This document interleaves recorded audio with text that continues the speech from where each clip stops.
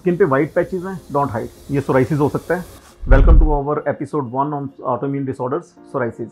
सो itching होना, flakes होना, burning होना सोराइसिस के सिम्टम्स है, लेकिन इससे भी बड़ा सिम्टम है इमोशनल पेन, जिसमें पेशेंट का लो कॉन्फिडेंस होता है, पेशेंट बहुत ह्यूमिलेटेड फील करता है, एम्बेरसमेंट फील होता है, या fear of losing close one हो जाता है। सोराइसिस बेसिकली होता क्यों है?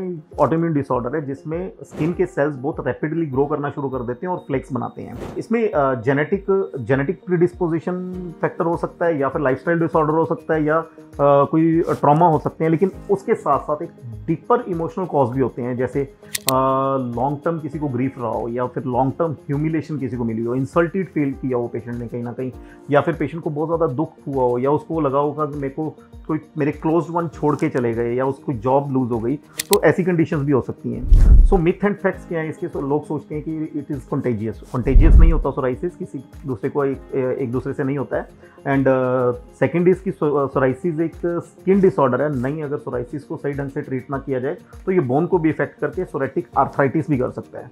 सो इसका सोल्यूशन क्या है? सो एलोपैथी में इसके लिए या सिर्फ स्किन के ऑइंटमेंट्स, या इस पे सिर्फ कोई ना कोई क्रीम्स लगा के इसको फ्लेक्स को सप्रेस किया जाता है, which is not a permanent solution.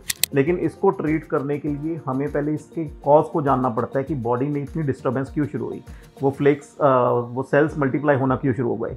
तो वो जैसे मैंने आपको बताया उसके कॉज, तो उस चीज़ों को हम फाइंड आउट करते हैं, उसकी लाइफ हिस्ट्री पूछते हैं, उसकी सारी नेचर, बिहेवियर, उसके स्ट्रेस कॉन्फ्लिक्ट्स को जान के जब हम ट्रीट करते हैं तो सोराइसिस को डीपर लेवल से ट्रीट किया जा सकता है। सो अगर आपको वाइट पैचेस या सोराइसिस है, don't suppress, it can be curable.